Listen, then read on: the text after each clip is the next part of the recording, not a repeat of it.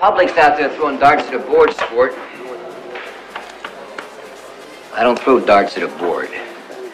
I bet on sure things. You be ferocious! You be relentless! You know something? Remember, there are no shortcuts.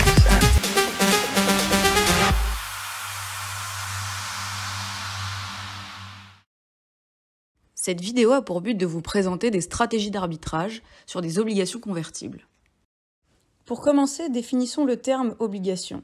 Les obligations, ce sont des instruments financiers utilisés par les entreprises, les États ou les collectivités territoriales pour emprunter de l'argent sur les marchés financiers. À ce titre, l'acheteur d'une obligation détient une part de la dette de l'entité émettrice. Intéressons-nous maintenant au fonctionnement d'une obligation.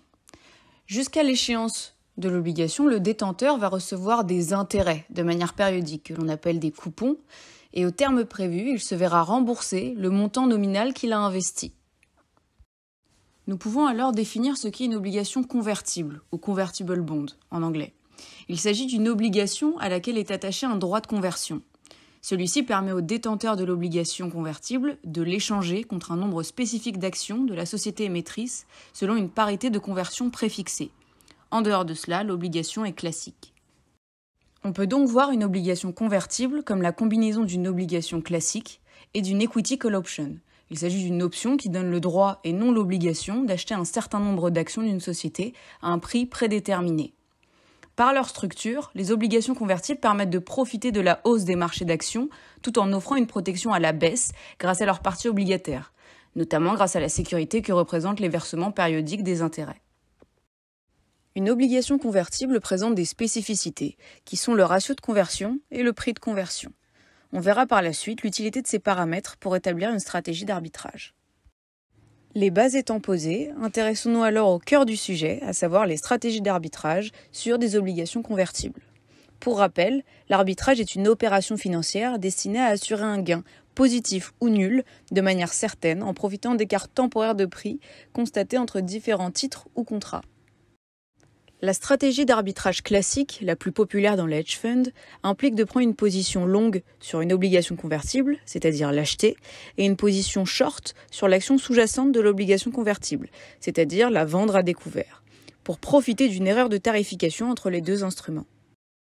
Le nombre d'actions à vendre à découvert, aussi appelé hedge ratio ou ratio de couverture, dépend des paramètres suivants.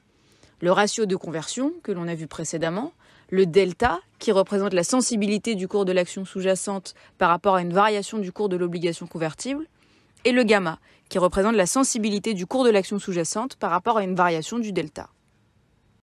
Traditionnellement, le hedge ratio est défini de telle manière à ce que la position globale soit delta neutre, autrement dit qu'elle ne soit pas sensible aux variations de prix de l'action sous-jacente. Le hedge ratio est déterminé en faisant le produit du ratio de conversion et du delta. Étant donné que le delta d'une obligation convertible évolue lorsque le prix de l'action sous-jacente change, le ratio de couverture ou hedge ratio doit donc être ajusté périodiquement pour maintenir une position delta neutre. Cette stratégie est appelée le gamma trading et c'est la stratégie d'arbitrage de convertible la plus commune. En d'autres termes plus simples, cela consiste à acheter le sous-jacent lorsque celui-ci voit son prix baisser et à le vendre lorsque son prix augmente, créant ainsi du profit en vendant cher et en achetant à bas prix. Une seconde stratégie possible est le Vega Trading, qu'on peut également appeler le trading de volatilité. Le but ici est de vendre un call sur le stock sous-jacent dont la maturité et le strike matchent avec la maturité et le conversion price du convertible. On espère ainsi profiter d'une mauvaise évaluation de la volatilité. Enfin, une troisième et dernière stratégie consiste en la création d'un put synthétique. Le but est donc de tirer profit d'une baisse du prix du sous-jacent, sachant que le convertible qui lui est associé est protégé par un floor. Floor qui va empêcher ce convertible de baisser sous un certain niveau. Cela correspond donc à détenir un put sur l'actif sous-jacent avec le strike qui est égal au floor. On va ainsi bénéficier du fait qu'en général, un convertible via son coupon génère un rendement qui est plus élevé que l'actif sous-jacent et son dividende. On a donc vu comment fonctionnait l'arbitrage de convertibles et plusieurs manières de le traiter.